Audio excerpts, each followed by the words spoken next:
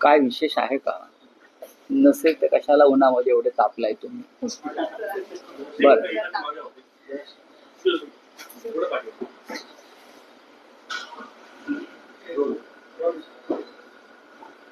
साहेब, महाराष्ट्र रोज अनेक घटनांनी हातवत असतो. काल परवापर्यंत ड्रग्सचं प्रकरण होतं, अनेक बळी गेले होते. आताही विषारी दारूचे अनेक बळी गेले आहेत. पुणे, पिंपरी चिंचवड, पिंपरी या भागामध्ये विषारू दारू पिऊन साधारण 16 लोकांचा मृत्यू झाला. काही लोक 18 म्हणतात. पुण्यासारख्या शहरात, पिंपरी सारख्या शहरात गेल्या काही काळापासून अवैध धंदे, गुन्हेगारी याचा उद्रेक सुरू आहे. पुण्याच्या पोलीस आयुक्तांनी रात्री 10 नंतर पुणे बंदचा आदेश काढला, गुन्हेगारी वाढू नये म्हणून. हे कालचं दारूकांड पाहिल्यावरती मला असं वाटतं की आयुक्तांना आता दिवसा सुद्धा पुणे बंद करावं, कारण हे गुन्हे रात्री घडलेले नाही, ते दिवसा ढवळ्या घडलेले गुन्हे. जर पुण्यामध्ये विषारी दारू मिळते आणि लोक पित आहेत हातभट्टी, याचा अर्थ संपूर्ण महाराष्ट्रामध्ये हे नेटवर्क आहे. आणि मुख्यमंत्री आता म्हणतायत आमचे की संपूर्ण राज्यातलं दारूचं नेटवर्क आम्ही उद्ध्वस्त करू. म्हणजे गेले 7 वर्ष तुमच्या आशीर्वादाखाली सुरू आहे. मी सरकारमधले अनेक आमदारांची नावं देऊ शकतो ज्यांचं या व्यवसायाला, मटका, दारू, जा नांदेड, हिंगोलीत जाऊन बघा आमदार काय करतायत. ते टिळे लावून फिरतायत आणि दारू आणि मटक्याच्या व्यवसायाला त्यांचेच व्यवसाय सगळे आहेत. देऊ शकतो. हे मुख्यमंत्र्यांनाही माहिती आहे, हे राज्याच्या मुख्यमंत्र्यांना माहिती आहे. तुम्ही दारू विक्रेत्यांना अटक केली आहे, पण त्यांचे जे पोशिंदे आहेत, जे विधिमंडळात बसलेले आहेत, त्यांना हात लावा ना. मुख्यमंत्री काल काय म्हणाले? कोणालाही सोडू नका, कुणालाही सोडू नका. अशी दुर्घटना घडली काय, त्यांचं एक बोधवाक्य आहे, कुणालाही सोडू नका. खरं म्हणजे त्यांनी आपल्या खुर्चीच्या मागे ते सत्यमेव जयतेच्या खाली लिहायला पाहिजे, कुणालाही सोडू नका. जसं एक संत आहेत गजानन महाराज, मला वाटतं स्वामी समर्थ, घेऊ नकोस मी तुझ्या पाठीशी आहे. तसे हे सरकार अशा गुंडांच्या आणि अवैध धंदे करणाऱ्यांच्या पाठीशी आहे. ते त्यांना म्हणतायत घेऊ नका, आम्ही तुमच्या पाठीशी आहोत. आहे की नाही सीएमला विचारा. हा, आणि मग काय झालं की त्यांचे दुसरं बोधवाक्य सरकारचं असतं, कुणालाही सोडू नका, फक्त पैसे खाणाऱ्यांना सोडा, भ्रष्टाचारांना सोडा. मी काल एक मागणी केली, जे 16 लोक मेलेले आहेत ते हिंदूच आहेत बहुतेक, त्यांना 25-25 लाख रुपये द्या. आणि जे आरोपी आहेत त्यांना सध्या अटक करून त्यांना पॅरलवरती सोडा, राम रहीम प्रमाणे त्यांना वॉशिंग मशीनमध्ये घाला आणि भाजपात सामील करून घ्या. या महाराष्ट्रात हेच चाललंय सध्या. आम्ही टीका केली का त्यांना मिरच्या म्हणतात. मिरच्या, आम्ही टीका नाही करायची, आम्ही या विषयावर बोलायचं नाही. मग त्यांचे लोक समर्थन करायला येतात की विषारी दारू पिणं कसं समर्थनीय आहे वगैरे सांगायला येतात. या राज्यात दारूबंदी नाही हे मला माहिती आहे, पण जिथे दारूबंदी आहे, वर्धा जिल्हा जो गांधी जिल्हा झाला, तिथे धूम नदीच्या पात्रावर दारूच्या भट्ट्या आहेत. जिथे विनोबांचा आश्रम, गांधींचा आश्रम होता, जो गांधी जिल्हा झाला, आहे की नाही पहा जाऊन एकदा. मुख्यमंत्र्यांनी पाहावं. या राज्याची अवस्था कायदा सुव्यवस्थेच्या बाबतीमध्ये अत्यंत गंभीर आहे. सध्या जे काही महाराष्ट्रात घडतंय ते पाहता काय महाराष्ट्रात चाललंय? महाराष्ट्रात नीटचे पेपर, धागेदोरे, जास्त अटका, याच्याबद्दल सीएमना पश्चाताप आहे.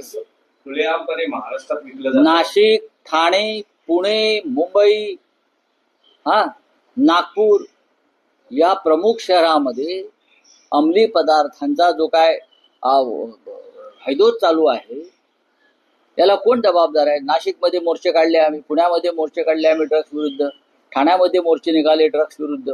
आणि मुख्यमंत्र्यांना या सगळ्या गोष्टीकडे गांभीर्यानं पाहण्यासाठी वेळ आहे का? मुख्यमंत्री आणि त्यांचे सहकारी मंत्री हे राज्याच्या काय 15-16 विधान परिषद निवडणुका स्थानिक स्वराज्याच्या आहेत संस्थांच्या, त्याच्यामध्ये गुंतलेले आहेत. लोक विषारी दारू पण पिऊन मरत आहेत, बलात्कार होत आहेत, खून होत आहेत, ड्रग्जने मुलं मरत आहेत, पेपर फुटतायत नीटचे. महाराष्ट्र केंद्र आहे.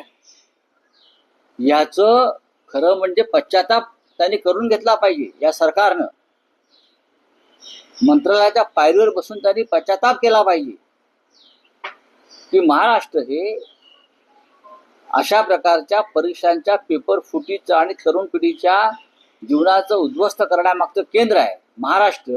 याबद्दल सरकारला पश्चातापाची एक तरी रेष दिसते का तुम्हाला? मी 10 गोष्टी सांगू शकतो सरकार सध्या कशामध्ये बिझी आहे, पण सरकारची अब्रू जाईल.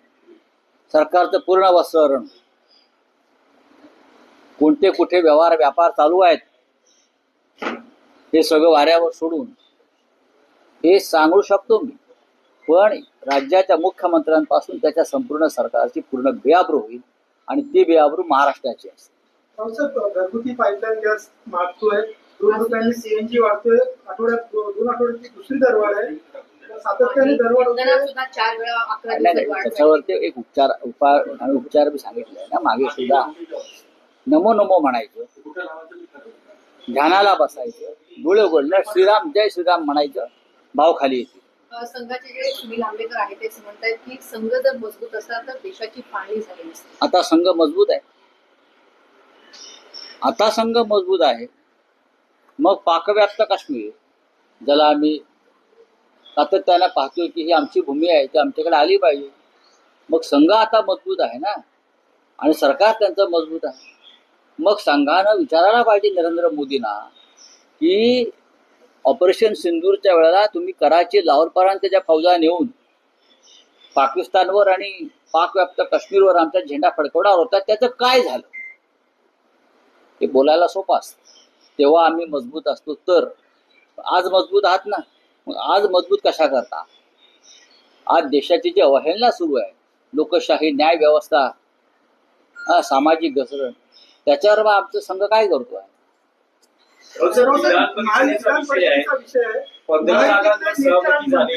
मुलांसाठी लॉबिंग करतात. महाविकास आघाडीचा विषय आहे. 17 पैकी 15 जागांवर सहमती आहे. 2 जागा नाशिक आणि नांदेड आहेत शिल्लक. तर काय म्हणजे शिवसेना युपीटीचा नाशिकवर दावा आहे, नांदेडवर दावा आहे? नांदेड, हिंगोली, परभणी हा जो मतदारसंघ आहे त्याच्यावरती आमचा दावा नक्की आहे. हिंगोली परभणी झालेला आहे. नांदेडला सुद्धा काल आमचे लोक चर्चेमध्ये होते. हर्षवर्धन सकपाळजी होते, सुप्रियाताई असतील तिथे, असं मला वाटतंय. याच्यावरती आमचा नांदेडवरचा अधिकार जो आहे तो आम्ही त्यांना स्पष्ट करून सांगितलेला आहे. नाशिकमध्ये सुद्धा आमच्या लोकांची लढण्याची इच्छा आहे. कोणती निवडणूक बिनविरोध होऊ नये ही भूमिका आता अलीकडे आमची ठरली 2 दिवसामध्ये. आता तर निर्णय घ्यावे लागतील. म्हणजे नाशिक आणि नांदेड या दोन्ही जागा शिवसेना उद्धव बाळासाहेब ठाकरे पक्षाला हव्यात. मी असं म्हणतो की महाविकास आघाडीत त्यावर चर्चा होते. कोणाचीही अशी एवढी ताकद नाहीये की तो स्वबळावर लढून जिंकू शकेल. हे सत्य आधी स्वीकारलं पाहिजे. तरीही बिनविरोध जागा निवडणुका होऊ द्यायच्या नाही, हा महाविकास आघाडीने घेतलेला निर्णय आहे. कनिष्ठ नेते आहेत पार्थ पवार आणि ते आता वरिष्ठ नेत्यांना आदेश देत आहेत. हे बघा, हा त्यांचा प्रचंड नाराजी आहे की नाराजी कशी आहे? कनिष्ठ नेते त्या दिवशी हा पक्ष बाजूला आणला शरद पवार साहेबांच्या पक्षापासून. ते खुश असायला पाहिजे, सदैव आनंदी असायला पाहिजे. त्यांच्या चेहऱ्यावरती आनंदाचे गुलाब आम्हाला रोज दिसावेत अशी आमची अपेक्षा आहे. मग ते छगनराव भुजबळ असतील, प्रफुल्लभाई पटेल असतील, सुनील तटकरे असतील, हसन मुश्रीफ असतील, धनंजय मुंडे असतील, त्यांचा पक्ष म्हणजे आनंदाचा एक देश आहे. भुजबळांना राज्यसभेचे वेध लागले मला माहिती. आता कसे काय, आता आधी त्यांना अजित पवारकडे जायचे वेध लागले, तिथे गेले, मग ते मंत्री झाले. आता राजकारणाला वेध लागत असतात. आता जे वेध लागलेले आहेत त्या वेधाचं त्यांचे जे नेते आहेत, ज्येष्ठ नेते त्यांच्या पक्षाचे, पार्थ पवार, बरं का, जे निर्णय घेतात ते भुजबळांच्या वेधाचं काय करतायत ते आम्हाला सुद्धा एक उत्सुकता आहेच ना. भारतला राऊत भाजप साहेब, चालवते का? माहितीचे भारतला नेते- भाजप चालवते ते का? मला माहित नाही. महायुतीचे नेते त्यांच्या मुलांसाठी अजित lobbying- पवारनाच भाजपा चालवत होतं ते इतरांच्या काय घेऊन बसला तुम्ही. राऊत साहेब, महायुतीचे नेते त्यांच्या मुलांसाठी लॉबिंग करताना दिसत आहेत. तर गुलाबराव पाटील असतील, किशोर पाटील ते असतील, राजाचे तटकरे असतील, आमच्यावरती घराणेशाहीचा मोठी आमच्यावरती घराणेशाहीचा आरोप करणारे लोक आहेत एवढंच सांगतो. हे लोक जे आहेत मिंदे गटाचे हे आमच्यावरती घराणेशाहीचा आरोप करतात. लाज वाटली पाहिजे. ना बोले ऊना में जहरीली शराब पीने से 18 लोग मर गए हैं। मुख्यमंत्री ने भी कल बयान दिया। मुख्यमंत्री का बयान से क्या होता है? मुख्यमंत्री सिर्फ बयान नहीं देते. महाराष्ट्र नीट पेपर लीक का सबसे बड़ा सेंटर है. सीएम ने बयान दिया. हाँ, केवल 18 लोग मौत के घाट उतारे गए जहरीली शराब पीने से. पुणे जैसे शहर में जहरीली शराब ड्रग्स बिका जाता है, जो एक देश का एजुकेशनल हब, महाराष्ट्र की कल्चरल कैपिटल है, सांस्कृतिक राजधानी. वहाँ खुलेआम देशी दारू जिसे आप जहरीली शराब बोलते बिक जाती है, लोग मरते हैं. और सीएम साहब हमारे बोलते हैं कि किसी को मत छोड़ो. इसका मतलब अब तक आपने छोड़ा है.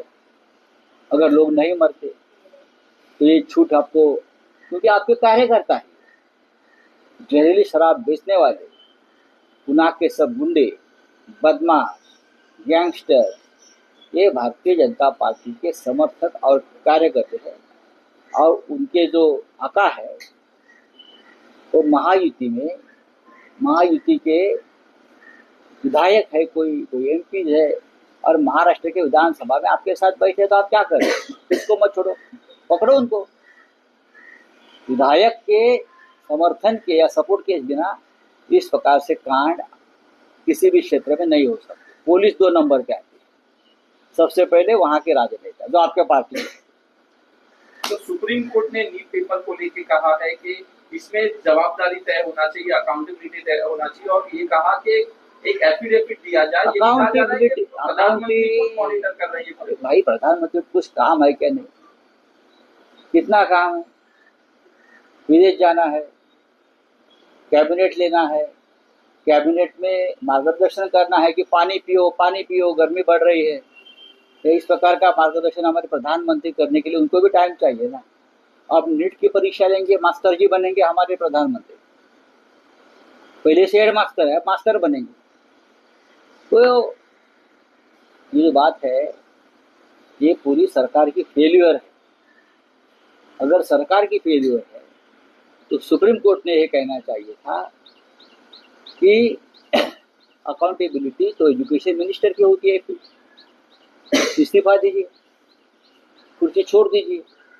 तो ये गोलमाल बातें करके क्या बात है?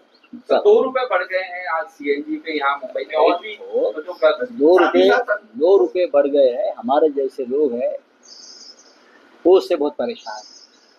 लेकिन जो बीजेपी के समर्थक है वो बोलते हैं कि पेट्रोल अगर 5,000 रुपए का भी हो गया तो भी हम खरीद लेंगे, मोदी का नारा देकर. तो खरीद लीजिए, उनको खरीद लीजिए.